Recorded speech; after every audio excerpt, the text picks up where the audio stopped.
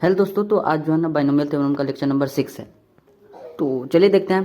पिछले लेक्चर में जो एग्जांपल बताए थे आई होप समझ गए होंगे। एग्जांपल में क्या लिखा हुआ है, 2 की घात 1/5 प्लस जो 5 का एक्सपोनेंट है वो 1/3 है। यहाँ पर जो पावर है वो 15 है। कह रहा है कि इसके प्रसार में, क्या बोल रहा है, प्रसार में जो ऑल रेशनल टर्म्स है उसका हमें सम निकालना है। ठीक है, सीधी सी बात। यहाँ पर देखिए, ये दिख रहा है ना, 2 की घात 1/5 प्लस 5 की घात 1/3, सबकी घात यहाँ पर 15 है। इसका हमें क्या करना है, इसके जो प्रसार होगा ना, जो एक्सपेंशन होगा, उसमें रेशनल टर्म्स जो आएगा ना उसका सम बताना है। पिछले लेक्चर में जो क्वेश्चन बताया गया था उसमें रेशनल टर्म्स केवल बताना था कि रेशनल टर्म्स की टोटल संख्या कितनी होगी। पर इसमें क्या है कि जो जो टर्म्स जैसे यहाँ पर 15 लिखा हुआ है, सपोज करिए यहाँ पर हम 15 लिख दिए। ठीक है, 15 नहीं, यहाँ पर टोटल 16 टर्म्स हो जाएगा, है ना। आपको पता है ना, टोटल 16 टर्म्स हो जाएगा। अब इन 16 टर्म्स में से सपोज करिए कि 0 नंबर वाला और 15 नंबर वाला, मतलब जो पहला टर्म्स, मतलब अब ऐसे नहीं, यहाँ पर देखिए, जैसे हम यहाँ पर 1 लिख दिए और यहाँ पर 3 लिख दिए, ये पहला टर्म और ये दूसरा टर्म, यही दोनों टर्म क्या है, रेशनल टर्म है। बात समझिए, टोटल कितने टर्म्स होंगे, 16 टर्म्स होगा। इसके लिए टोटल कितना टर्म्स होगा, 16 टर्म्स होगा। और हमें क्या पता चला जब सॉल्व किए ना, ये जो 16 टर्म्स जो लिखा गया है ना, हमें पता चला, मतलब अब पिछले लेक्चर में आप जाने थे ना कि हाँ परिमेय जो टर्म होगा उसमें हम कैसे पहचानेंगे परिमेय टर्म को, है ना। जो परिमेय टर्म होगा, रेशनल टर्म होगा, उसे कैसे पहचानेंगे। तो 16 में से सपोज करिए कि हम पहचान लिए, कैसे पहचाने हैं, अब मतलब रेशनल टर्म को हम पहचान लिए, और उस रेशनल टर्म क्या है, एक 1 नंबर पर आ रहा है, एक 3 नंबर पर आ रहा है, मतलब एक पहला है रेशनल टर्म और एक तीसरा नंबर पर रेशनल टर्म है। तो हमारे पास टोटल रेशनल टर्म कितना हुआ, 2 हुआ। एक ये वाला और एक ये वाला, 2 है ना। तो अगर पूछा जाए बताइए टर्म्स की टोटल संख्या कितनी है, मतलब इसमें ये देखिए, ये जो क्वेश्चन है इस पर 15 लिखा हुआ है, तो पूछेगा कि इसके प्रसार में रेशनल टर्म्स की टोटल संख्या कितना है, तो सपोज तो हम बोल देंगे कि 2 है। ठीक है, 2 है, एक नंबर वाला, एक 3 नंबर वाला, पहला टर्म और एक तीसरा टर्म, यही दोनों क्या है, रेशनल टर्म है। मतलब ऐसा आया। अब सपोज करिए कि ये आगे, अब इस क्वेश्चन में देखेंगे तो क्या बोला है, सभी जो भी परिमेय आएगा ना उसका योग चाहिए। अब यहाँ पर हम आपको क्या बोले हैं कि पहला नंबर वाला क्या है, परिमेय है, और तीसरा नंबर वाला क्या है, परिमेय है। तो यहाँ पर बोला है कि उसका सम चाहिए। तो सम निकालने के लिए आज इस लेक्चर में देखेंगे। ठीक है, बताइए क्या आप समझ गए बात को, मतलब ये समझा ना कि हाँ जो क्या बोलते हैं उसको, रेशनल टर्म्स कैसे निकालते हैं, उसकी संख्या कितनी होती है ना वो। ठीक है, जैसे यहाँ पर 2, अब इसको हम निकाल कर बताते हैं इसमें कितना होगा। ठीक है, आप याद रखिए कि a कितना है, हम आपके सामने निकालेंगे। ठीक है, a कितना है, 2 की घात 1/5 है, और 5 की घात कितना है, मतलब b 1/3 है। यहाँ पर देखिए a इज इक्वल टू क्या है, 2 की घात 1/5। यहाँ देखिए b इज इक्वल टू में 5 की घात 1/3 है। ठीक है, n इज इक्वल टू, आप देखे हैं यहाँ पर देखिए n इज इक्वल टू 15 लिखे हैं। ठीक, अब हम इसको निकालते हैं। सबसे पहले जनरल टर्म्स के अकॉर्डिंग निकालते हैं। तो जनरल टर्म इसका क्या हो जाएगा, जो व्यापक पद होता है वो क्या हो जाएगा, लिख देते हैं ऐसे, व्यापक पद। ठीक है, व्यापक पद क्या हो जाएगा, यहाँ पर TR+1 is equal to NCR होता है, 15 हो जाएगा, C हो जाएगा, R हो जाएगा, A हमारे पास 2, इसकी घात जो है ना 1/5 है। ठीक है, और n-r होता है, इसका जो पावर होता है, एक है जो पावर क्या होता है, n-r होता है, यानी कि 15 माइनस कितना हो जाएगा, r। अगला क्या हो जाएगा, b देख लीजिए, अब आपके सामने दिख रहा होगा ना, b 1/3 है, इसकी घात r होता है। ठीक है, अगला आगे सॉल्व करते हैं। TR+1 इज इक्वल टू क्या हो जाएगा, यहाँ पर 15CR, यहाँ पर क्या हो जाएगा 2, और यहाँ पर क्या हो जाएगा 15 - r डिवाइडेड बाई 5, यहाँ पर हो जाएगा 5 की घात r/3। ठीक है, आई होप समझ गए होंगे। ये सब क्या है, ये सब तो अब इजी हो गया होगा ना। अब यहाँ पर हम आपसे पूछते हैं, बताइए इसमें r का वैल्यू कहाँ से कहाँ तक होगा। तो जैसा कि आपको मालूम है, यहाँ देखिए n इज इक्वल टू 15 लिखा हुआ है, इसका मतलब है टोटल इसमें जो टर्म्स होंगे वो 16 होगा। 16 तो टर्म्स होगा। अब r का वैल्यू कहाँ से कहाँ तक हो सकता है, 0 से लेकर 15 तक, 0 से लेकर 15 तक। ठीक है, तो हम इस चीज को यहाँ पर लिखते हैं, 0 ठीक है, इस बात में कोई परेशानी नहीं ना। आगे देखते हैं। तो जैसा कि आपको पिछले लेक्चर में बताया गया था कि हाँ, दोनों में से यहाँ देखिए पहला ये घात है और दूसरा देखिए ये घात है। इसको रेशनल होने के लिए क्या होना पड़ेगा, एक पूर्णांक रूप में आना होगा।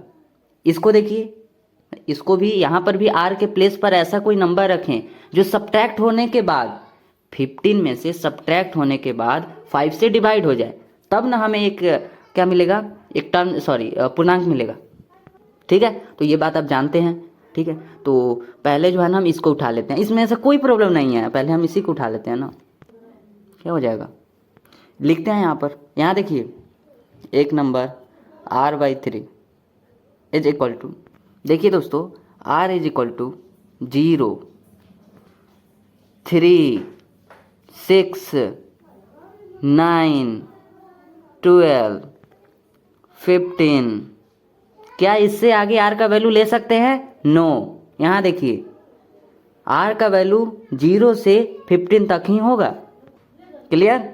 अब यहाँ पर यहाँ देखिए r इज इक्वल टू, सबसे पहले 0 लिए, फिर 3, फिर 6, फिर 9, फिर 12, फिर 15। क्या 15 के आगे ले सकते हैं? नहीं। ठीक है, अब थोड़ा चेक करके बता देते हैं कि कैसे। अब r इज इक्वल टू, देखिए पहला 0, देखिए यहाँ पर 0। ठीक है, यहाँ पर अगर आप 0 रखते हैं तो 0/3 आपको क्या मिलेगा? 0। क्लियर। अगला देखते हैं, यहाँ देखिए r is equal to, second number पर 3 हमें लेना है। ठीक है, 3 लेना है तो आइए यहाँ पर देखिए, यहाँ r के प्लेस पर यहाँ पर 3 रखते हैं, 3 से 3 डिवाइड होगा तो 1 आएगा। ठीक है, फिर कॉमा लगाते हैं, फिर देखिए यहाँ पर तीसरे नंबर पर r इज इक्वल टू, यहाँ पर 3 लिया गया है, 6। अब इस 6 को यहाँ पर रखेंगे, यहाँ देखिए 6 को यहाँ पर रखेंगे तो 3 के टेबल में 6 कितना बार में डिवाइड होगा? 2 बार में। मतलब कितना बार में आता है? तो 2 बार। तो इस टाइप से आगे अपना आते जाएगा 4, 5। ठीक है, आई होप समझ गए होंगे। ये पहला समझ में आया। आगे देखते हैं, दूसरा नंबर में निकालते हैं। देखिए यहाँ 15 - 8 डिवाइडेड बाई 5 है, तो सेकंड नंबर वाला घात, मतलब इसी घात से हमें प्रॉब्लम है। यही अगर घात अगर इस रूप में रह गया तो हम इसे रेशनल टर्म नहीं बोल सकते। ठीक है, इस घात को हमें पूर्णांक के रूप में लाना पड़ेगा। ठीक है, खैर वो अलग बात है। यहाँ पर देखते हैं r/3, यहाँ देखिए r/3 का हम निकाल लिए। r/3 में हम r के जो वैल्यू पॉसिबल है उसको हम ले लिए, जो वैल्यू ले सकते हैं उसको ले लिए हैं। ठीक है, और यहाँ पर आप देखेंगे second number of 15 - r divided by 5 है। आइए लिखते हैं यहाँ पर 15 - r डिवाइडेड बाई 5। देखिए यहाँ पर ध्यान से, r इज इक्वल टू हम क्या क्या ले सकते हैं, सबसे पहले 0 उठाते हैं। अगर 0 उठाएं, ध्यान से देखिएगा, 0 अगर ले रहे हैं r के प्लेस पर, यहाँ देखिए 0 अगर यहाँ पर रखते हैं तो 15 - 0 कितना होता है? 15 होता है। तो 15/5 है, 5 के टेबल में 15 कितना आता है? 3 बार में। तो लिखिए यहाँ पर 3 मिलेगा। इसके अगले में r इज इक्वल टू अब 5 लेंगे, 5 के पहले वाला लेंगे तो यहाँ देखिए डिवाइड नहीं होने वाला है। r इज इक्वल टू, अगर यहाँ देखिए 5 अगर ले रहे हैं, इस r के प्लेस पर अगर 5 ले रहे हैं, 15 - 5 कितना होता है? 10 होता है। 10 डिवाइडेड बाई 5 कितना हो जाएगा? मतलब डिवाइड करेंगे 5 से तो कितना होगा? 2 मिलेगा आपको। 2 लिख दें। ठीक है, आगे देखते हैं। क्या 5 के बाद कुछ ले सकते हैं? हाँ, 10 ले सकते हैं, 15 ले सकते हैं। क्या 15 के आगे हम ले सकते हैं? नो, 15 के आगे नहीं ले सकते हैं। यहाँ पर इस क्वेश्चन में जो पावर दिख रहा है वो 15 ही है। ठीक है, r के प्लेस पर लास्ट 15 ही ले सकते हैं। ठीक है, अब आपको बता दिए ना। अब देखिए यहाँ देखिए 5 वाला तो बता दिए हैं। 10 को उठाते हैं, 10 को ले चलते यहाँ रखते हैं। ठीक है, यहाँ पर 10 यहाँ पर रखेंगे तो 15 में से 10 सब्ट्रैक्ट करेंगे तो आपको 5 मिलेगा। 5 से 5 डिवाइड करेंगे 1 मिल जाएगा आपको। ठीक है, अगला 15 है, 15 को उठाते हैं, 15 को यहाँ पर रखेंगे तो 15 - 15 0 होगा। 0/5 कितना मिलेगा आपको? 0। क्लियर। आई होप समझ गए होंगे, छोटी सी बात है। अब इसके बाद आपको क्या बताया गया था? अब इसके बाद आपको बताया गया था पिछले लेक्चर में कि उभयनिष्ठ जो कॉमन टर्म है ना उसको उठाइए। जो कॉमन टर्म सबको दिख रहा है, कॉमन टर्म देखिए ध्यान से देखिए। ये पहला वाला घात में r इज इक्वल टू क्या है? यहाँ देखिए r इज इक्वल टू 0 ले सकते हैं, 3 ले सकते हैं, 6 ले सकते हैं, 9 ले सकते हैं, 12 ले सकते हैं, 15 ले सकते हैं। क्या इसके आगे ले सकते हैं? नहीं। ठीक है, पहला वाला ये, इससे हमें कोई मतलब नहीं है। यहाँ देखिए, इससे क्या हमें कोई मतलब है? नहीं है, इससे हमें कोई मतलब नहीं है। किससे मतलब है? आर से। आर के प्लेस पर क्या ले सकते हैं? आर इज इक्वल टू क्या ले सकते हैं? 0, 3, 6, 9, 12, 15। ठीक है। दूसरा में देखिए 15 माइनस आर डिवाइडेड बाई 5, इसके आर के प्लेस पर क्या क्या ले सकते हैं? यहाँ देखिए आर इज इक्वल टू 0, 5, 10, 15। अगर आपसे पूछा जाए ये आर, यहाँ देखिए ये आर और ये वाला आर, दोनों में कॉमन कौन कौन सा दिख रहा है? ऐसा कौन कौन सा डिजिट है जो दोनों में है? चलिए बताते हैं।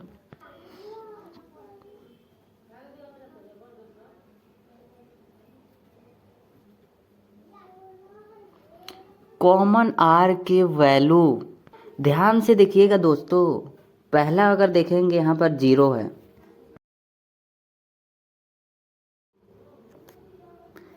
इस आर में देखेंगे 0 लिए हैं। ठीक है। यहाँ पर 3 है, इसमें 3 नहीं है। यहाँ पर 6 है, इसमें 6 नहीं है। यहाँ 9 है, यहाँ 9 नहीं है। ठीक है। यहाँ पर 12 है, यहाँ पर 12 नहीं है। यहाँ पर 15 है, यहाँ पर 15 है। ठीक है। तो वो कौन कौन सा होगा? 0 या 15। क्या ले सकते हैं? आर इज इक्वल टू 0 या 15, ये आर के कॉमन वैल्यू है। ठीक है। इसका मतलब है कि इस क्वेश्चन में जो रेशनल टर्म्स की संख्या होगा वो 2 ही होगा। समझिए बात को। टोटल टर्म्स कितना था? टोटल टर्म्स, टोटल जो क्या बोलते हैं उसको, क्या बोलते हैं? पद। टोटल पद कितना था? पदों की संख्या टोटल 16 था इस क्वेश्चन में। अब इन 16 जो टर्म्स होता है ना, 16 टर्म्स जैसे आप प्रसार में लिखते हैं ना, तो 16 टर्म्स में से ऐसा कौन कौन सा पद है जो रेशनल है? 16 टर्म्स में ऐसा कौन कौन सा पद है जो रेशनल है? तो पहला नंबर पर जो है ना वो रेशनल है, और जो सबसे लास्ट वाला, मतलब जो 16 नंबर पर है ना, जो 16 नंबर पर है वो है। ये दोनों क्या है? रेशनल टर्म्स है। ठीक है। तो हमें क्या मिला? आर इज इक्वल टू 0 या 15, ये दोनों क्या है? रेशनल टर्म है, रेशनल टर्म्स है। पर इस क्वेश्चन में हमसे पूछा है कि सम बताइए, उसका योग बताइए। तो योग बताने के लिए हम क्या करेंगे? इसका जो गुणांक होगा ना उसका योग बताना है। तो गुणांक कैसे निकालते हैं ये आपको पता है। गुणांक कैसे निकालते हैं? सबसे पहले आर इज इक्वल टू 0, क्या होगा? आर इज इक्वल टू 0 पर T1 हो जाता है। 0 और 1 उसमें ऐड करेंगे तो 0 और 1 हो जाएगा। यानी कि आर इज इक्वल टू 0 लेने पर हमें फर्स्ट टर्म मिलता है, ये आप जानते हैं। 15C0 ए 2 है तो 2 लिख दिए। आइए दिखाते हैं यहाँ पर क्या लिखा गया है। 15CR, यहाँ पर देखेंगे तो 2 का जो घात है वो 15 माइनस आर डिवाइडेड बाई 5 लिखा हुआ है। तो अभी हम ले कितना रहे हैं ये समझिए पहले बात को। 15 माइनस आर डिवाइडेड बाई 5, ध्यान से देखिए। 15 माइनस माइनस यहाँ पर आर होता है, डिवाइडेड बाई कितना लिखा हुआ है? 5। जब आर के प्लेस पर हम 0 ले रहे हैं, 0 ले लिए, 15 में से 0 जाएगा, यानी कि इसका मतलब 3 बचेगा ना। 15 में से 0 हो जाए, सब्ट्रैक्ट होगा तो 15 होगा। 5 से 15 जो है ना 3 बार में डिवाइड हो जाता है, तो यानी कि 2 का जो पावर आ जाएगा वो 3 आ जाएगा। बी कितना दिख रहा है चलिए बताते हैं। बी जो है ना 5 के जो एक्सपोनेंट के रूप में r/3 है। ठीक है। बी हमारे पास 5 है और r/3 है घात के रूप में, तो 5 यहाँ पर लिखते हैं और r/3 लिखते हैं। यहाँ पर r नहीं, और नीचे 3 लिखते हैं। r तो ऊपर होता है, r के प्लेस पर ये देखिए 0 लेना है तो 0 लेते हैं। 0 से जब 3 डिवाइड करेंगे, मतलब 3 को, तो कितना बचेगा? आपको 0 मिलेगा ना। ऊपर जब 0 रहता है तो वो 0 मिल जाता है, सो यहाँ पर 0 लिखते हैं। इसको सॉल्व करेंगे तो कितना आ जाएगा? 15C0 कितना होता है?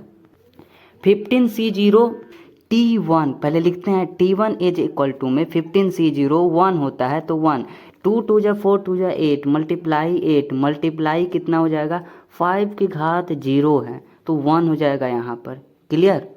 यहाँ पर लिखते हैं T1 इज इक्वल टू में 8 आया।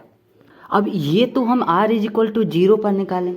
r इज इक्वल टू में आपको क्या क्या मिला है? 0 या 15। जीरो लेकर दिखा दी कितना आया। r इज इक्वल टू 15 लेते हैं। अब ध्यान से देखिएगा दोस्तों, यहाँ पर हम लिखते हैं 15, यहाँ पर लिखते हैं c। r के प्लेस पर कितना लेना है 15, क्लियर। तो 15 लेते हैं। यहाँ पर a होता है तो आप चाहें तो यहाँ पर भी देख सकते हैं, यहाँ a है, a कितना है 2 लिख दें। पर इस बात का ध्यान रहे कि r के प्लेस पर यहाँ पर 15 लेना है। तो यहाँ देखिए 2 का जो घात होता है, घात होता नहीं है, यहाँ पर जो दिया है क्या होता है, ध्यान से देखिए यहाँ पर 15 माइनस यहाँ पर 15 होगा r के प्लेस पर डिवाइडेड बाई 5। 15 में से 15, ये 15 है, सब्ट्रैक्ट होगा तो 0/5 हो जाएगा, यानी कि 0 मिलेगा। तो 2 की घात 0 हो जाएगा, ठीक है। और ध्यान से देखिए, और उसके बाद इसमें मत देखिए, आपको ऐसे प्रॉब्लम होगा, यहाँ पर ही देख लीजिए 2 का घात यहाँ पर 15 माइनस r डिवाइडेड बाई 5 है। r के प्लेस पर वहाँ पर लेना कितना था अभी बताए हैं 15 लेना है। तो 15 माइनस 15 कितना हो गया 0 डिवाइडेड बाई 5, 0/5 यानी कि 0 आपको मिलेगा। तो 2 की घात 0 हो जाएगा।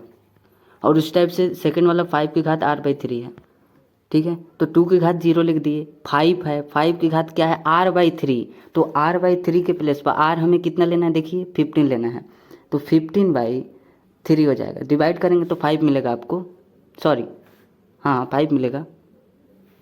अब 15 कितना होगा 15 जो है ना 1 होता है। मल्टीप्लाई 2 की घात 0 1 मल्टीप्लाई 5 की घात 5 5 5 जा 25 25 5 जा 125, उसमें भी 5 से मल्टीप्लाई करेंगे तो 625, उसमें भी 5 से मल्टीप्लाई करेंगे तो 3125 आ जाता है। इज इक्वल टू में 3125। अब हमें क्या बोला है कि इसका सम निकालना है। तो सम निकालने के लिए T1 प्लस T15, सॉरी दोस्तों सॉरी यहाँ पर 16 होगा,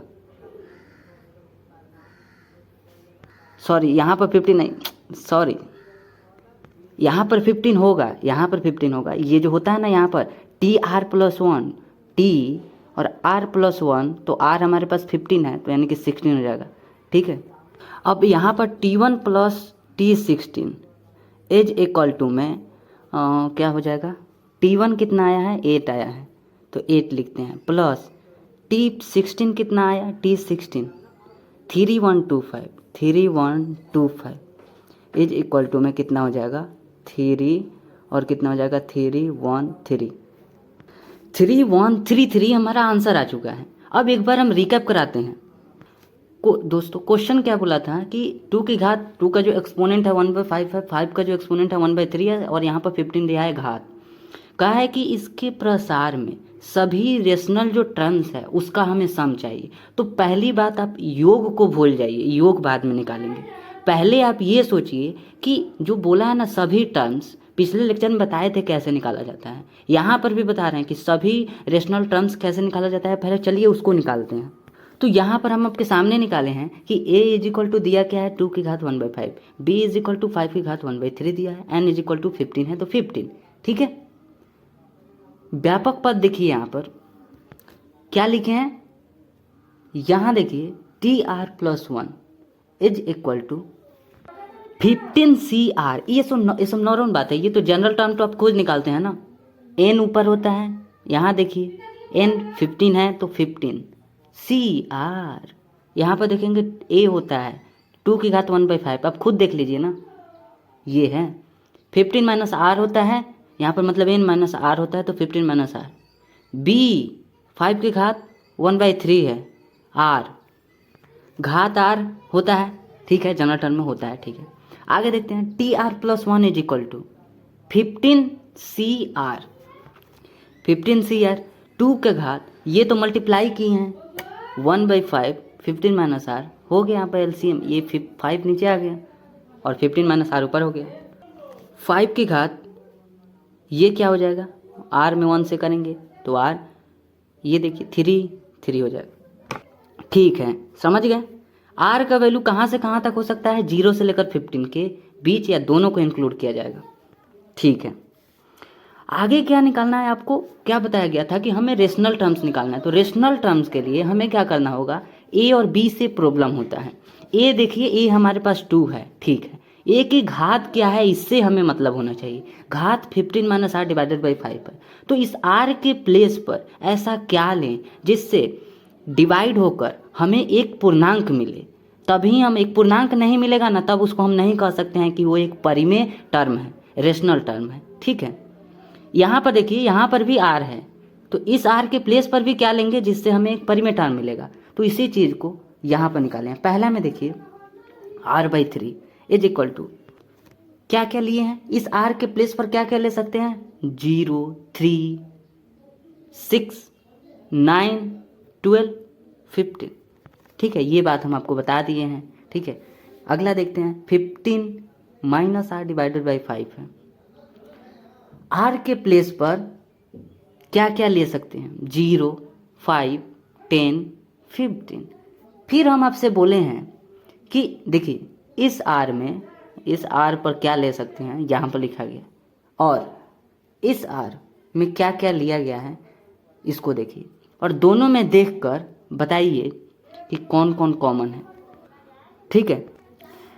कॉमन आर के वैल्यू, कॉमन आर के वैल्यू लिखे हैं ना, कॉमन आर के वैल्यू जो जो कॉमन मिलेगा वही हमारा क्या हो जाएगा, रेशनल टर्म हो जाएगा।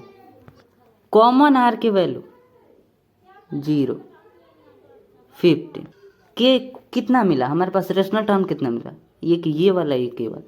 अब इसके आगे अब 2, ये कितना मिला, मतलब 2 मिला। पिछले लेक्चर में जो क्वेश्चन कराया गया था उसमें 41 आया था, टोटल रेशनल टर्म्स 41 आया था, यहाँ पर 2 आया है, ठीक है। अब क्या बोला है क्वेश्चन में, ध्यान से सुनिए। इसके बाद बोला है कि ये जो r=0 जो है ना, और r=15 है, इसका योग चाहिए हमें। मतलब जो जो टर्म रेशनल टर्म है उसका योग चाहिए, है ना। तो r जब 0 लेंगे, r=0 पर, ठीक है।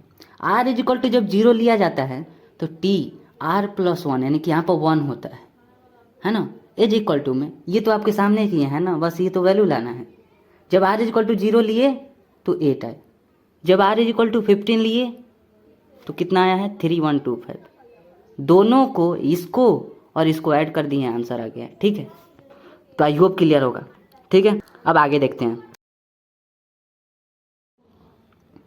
आगे क्या लिखा है नोट में, NCR = में NCn-r, ठीक है। NC0 = NCn-0। जो पैटर्न यहाँ पर चल रहा है वो समझिए। यहाँ पर r को क्या किया जा रहा है, अगर सब्ट्रैक्ट करने के बाद इसके इक्वल आया तो इक्वल है। ये बातें हम पहले बता दिए हैं, एग्जाम्पल के थ्रू भी बताए थे, यहाँ पर भी लिख दिए हैं कि 18C12 = 18C6। जब इस 18 में से, टोटल में से जब इस 6 को सब्ट्रैक्ट करेंगे तो r के इक्वल आएगा। मतलब 18 में से 6 सब्ट्रैक्ट करेंगे 12 आएगा, तो 12 आया, ठीक है। तो हो क्या रहा है ये समझिए, सॉरी क्या हो रहा है वो समझिए। यहाँ पर जो रह रहा है वो सब्ट्रैक्ट हो रहा है, टोटल में से ये वाला सब्ट्रैक्ट हो गया, ठीक है। तो आइए वो समझ गए होंगे। यहाँ पर देखिए, अब a+b⁴n है = में NC0 a⁴n, जो ये लिखा गया है वो लिखा गया है, हम बता दिए हैं ये बात पहले, इसलिए अब यहाँ पर नहीं बताएंगे, ठीक है। ये आप बात समझ गए हैं कि हाँ इसका प्रसार लिखे हैं। हमें यहाँ, सॉरी, अब यहाँ पर हम क्या बताते हैं कि देखिए, प्रारंभ से ये वाला क्या है, ये T1 है। शुरू से अगर देख रहे हैं तो जैसा पहले भी बताए हैं कि हाँ ये T1 होगा, ये वाला क्या होगा, ये T2 होगा, फिर ये वाला जो है ना ये T3 होगा, बीच में डॉट डॉट का साइन है, और तो ये वाला T4 नहीं होगा, ये T4 नहीं, ये Tn-1 होगा, ठीक है, इससे पहले वाला। और इसमें नहीं बताएंगे, ये भी हम बता दिए हैं। Tn-1 होता है, जो कि जो r होता है ना वो एक ज़्यादा होता है, ठीक है। Tn-1, ये वाला क्या हो जाएगा, Tn हो जाएगा, ये वाला क्या हो जाएगा, Tn+1 हो जाएगा, ठीक है। हो गया, सीधा सा बात है। हमें अंत से अगर देखते हैं, लास्ट से, एंड से अगर आप देखेंगे, एंड से अगर देखेंगे तो अंत से हम कैसे लिखेंगे, समझिए बात को। अंत लिखे हैं, प्रारंभ में लिखे हैं तो हम इसको T1 बोले हैं, पर अंत से मतलब यहाँ से इसको T1 बोलेंगे, इसको T2 बोलेंगे, इसको T3 बोलेंगे, डॉट डॉट का साइन है, इसको क्या बोलेंगे, टी -1 बोलेंगे, टी एन बोलेंगे, टी एन प्लस 1 बोलेंगे।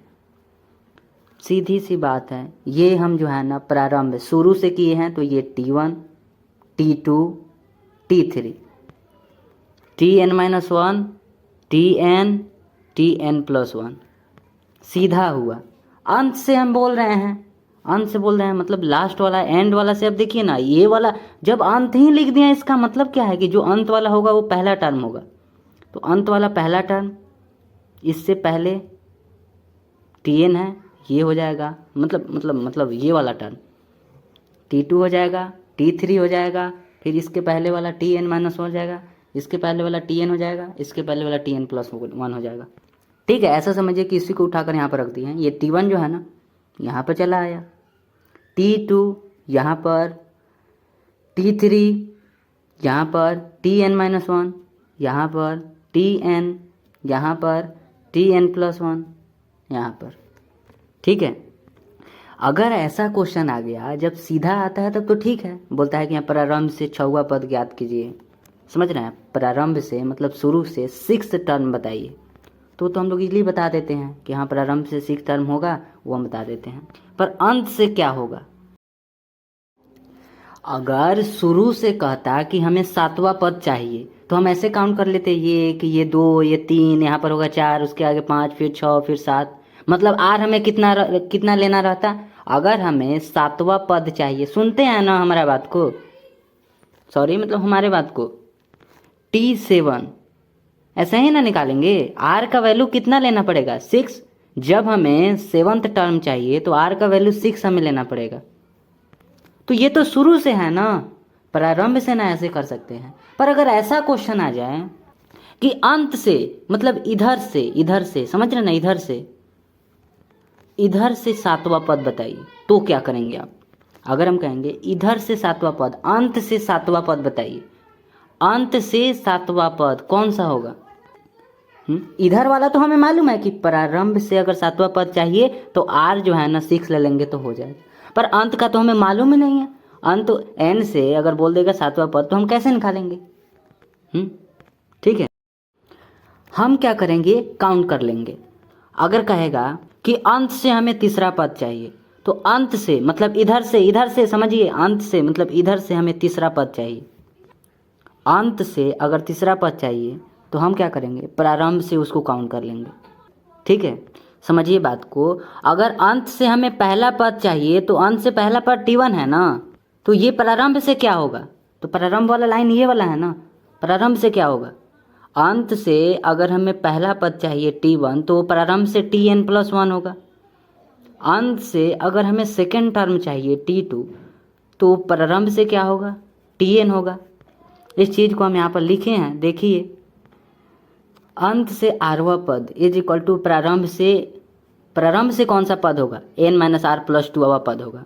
रीजन जब आप देखेंगे तो ऐड इसको करने पर ध्यान से देखिए, Tn+1 है, ये जो है ना प्रारंभ से लास्ट टर्म है, और शुरू से ये वाला, अंत से ये वाला फर्स्ट टर्म है। दोनों को ऐड करने पर आपको कितना मिलेगा, n+2। यहाँ पर n+1 है, यहाँ पर 1 है, n+2।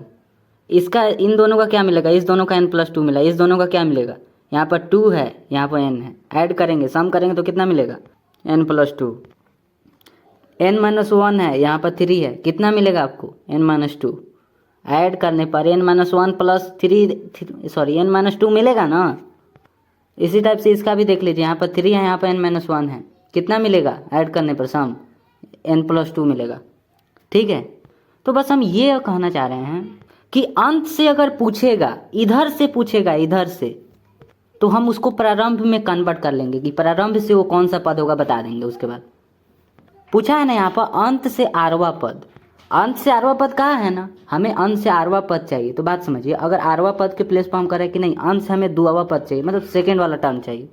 अंत से जो है ना, अंत से सुनिए बात को, अंत से हमें सेकेंड टर्म चाहिए, सेकेंड टर्म, यानी कि अंत से हमें ये वाला टर्म चाहिए, ये वाला। अंत से अगर ये वाला टर्म चाहिए, हम क्या करेंगे, प्रारंभ से काउंट कर लेंगे। प्रारंभ से कौन सा टर्म होगा, क्या लिखे हैं, अंत से आरवा पद अंत से अगर आरवा पद चाहिए, अगर सेकेंड टर्म चाहिए ना, हम सेकेंड बोले हैं, एग्जाम्पल ले रहे हैं कि अंत से अगर हम सेकेंड टर्म चाहिए तो इज इक्वल टू प्रारंभ से n माइनस आर प्लस 1वां पद होगा। शुरू से कौन सा पद होगा? शुरू से अगर हमें अंत से सेकेंड वाला टर्म चाहिए तो वो शुरू से कौन सा टर्म होगा? जो प्रारंभ है ना, इससे वो कौन सा टर्म होगा? तो इसके लिए यहाँ पर लिखे हैं n माइनस आर प्लस में 2। आप देखें हैं ना कि जिन दोनों का हम निकाल रहे हैं उन दोनों का सम क्या हो रहा है? n प्लस 2 हो रहा है। तो इसमें भी अगर आप देखेंगे तो अगर हमें तीसरा पद अगर चाहिए, अंत से अगर हमें तीसरा पद चाहिए तो इस 3 को यहाँ पर रखिए r के प्लेस पर।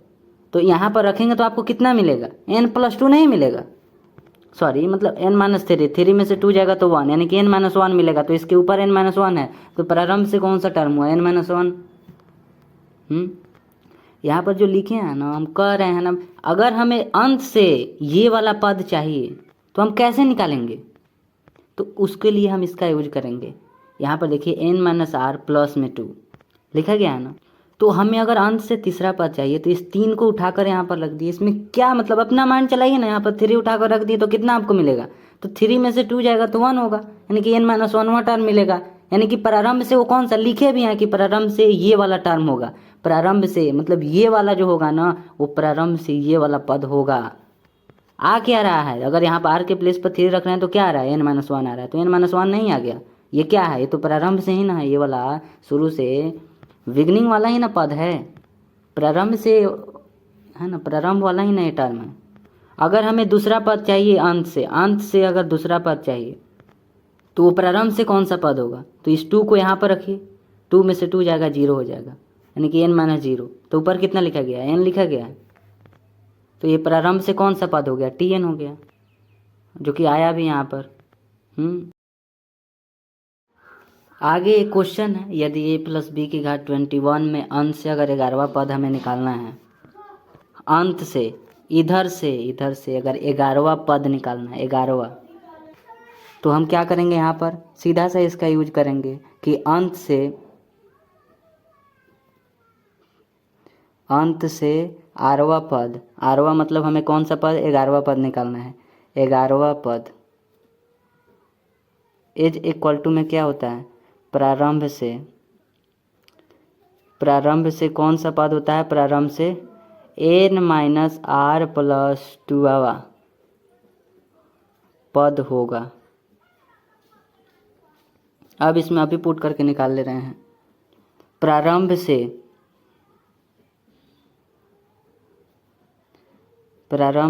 n कितना है?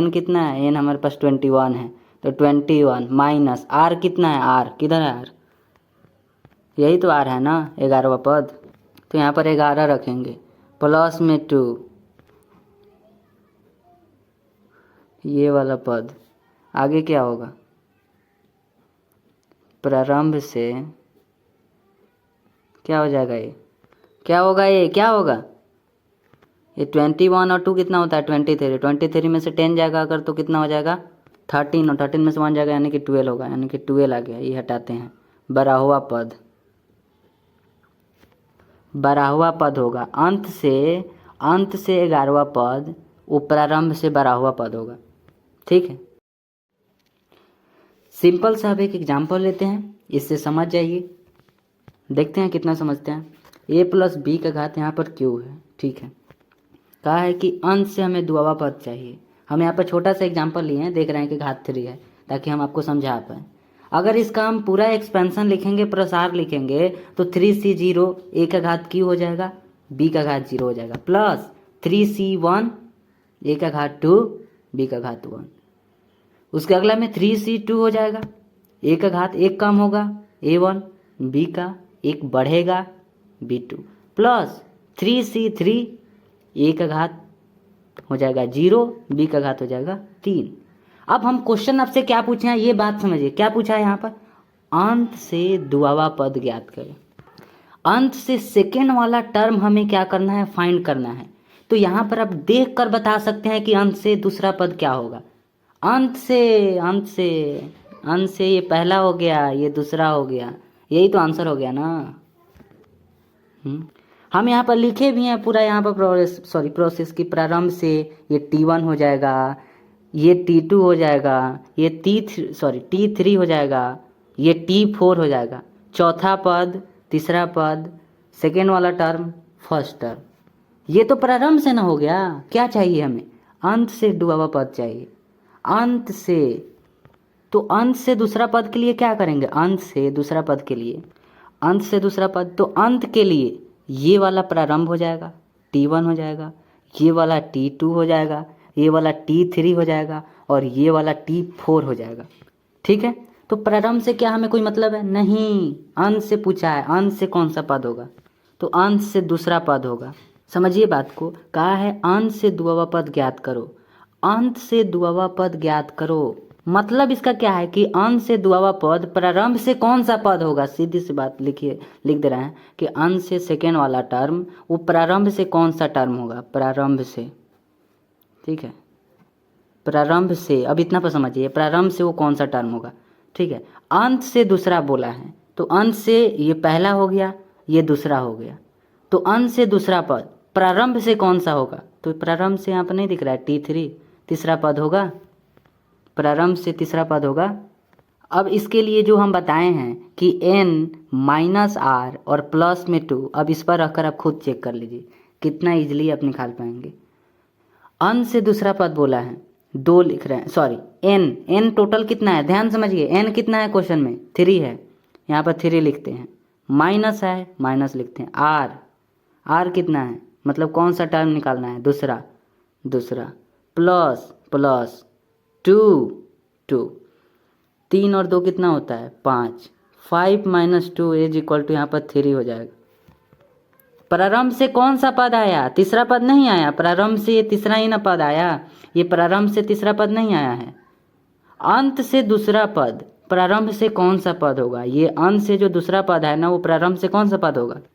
अंत से देख रहे हैं तो ये है दूसरा पद, ये वाला दूसरा पद है अंत से, ये वाला जो है ना दूसरा पद है अंत से।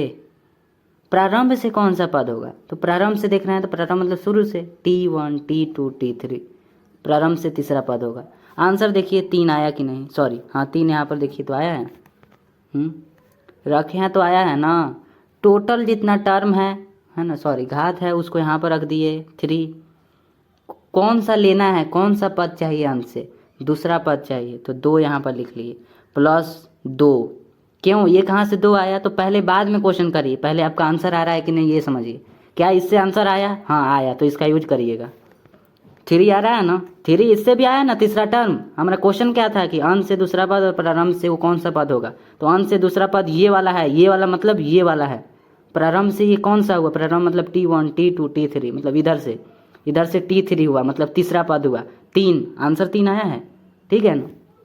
अब इसको समझाने के लिए ये जो प्लस में यहाँ पर देखिए, ये जो n-r, इसमें प्लस में 2 ऐड हुआ है, वो तो ऊपर ही बताए हैं। अब बड़ा वाला क्वेश्चन जैसे घात ज़्यादा दे देगा और पूछेगा, जैसे कि हम यहाँ पर घात सपोज करिए कि यहाँ पर 23 हम लिख रहे हैं, 23 अगर घात है और हम आपसे पूछ रहे हैं कि बताइए 12वां पद अंत से प्रारंभ वाला पद कौन सा होगा? 12वां पद अंत से 12वां पद, ठीक है, अंत से 12वां पद वो प्रारंभ से कौन सा पद होगा? तो इसके लिए इसका यूज करिएगा। ठीक है, ये इतना प्रसार लिखने की ज़रूरत नहीं है।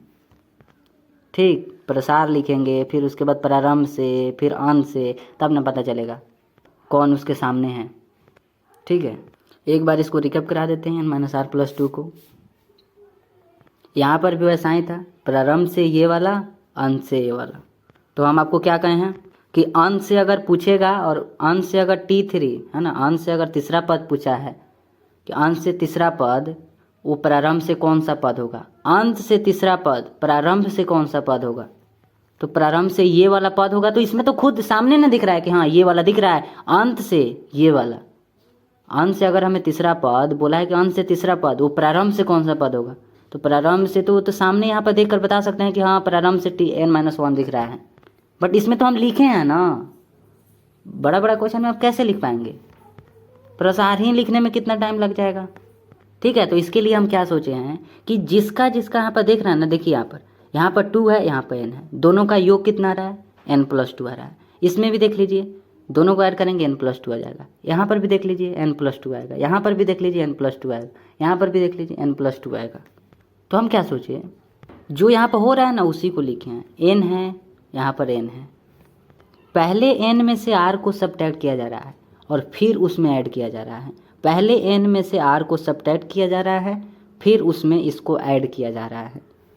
ठीक है, इसको यहीं पर बताए हैं, यहाँ पर पहले n में से r को सब्ट्रैक्ट किया जा रहा है ना।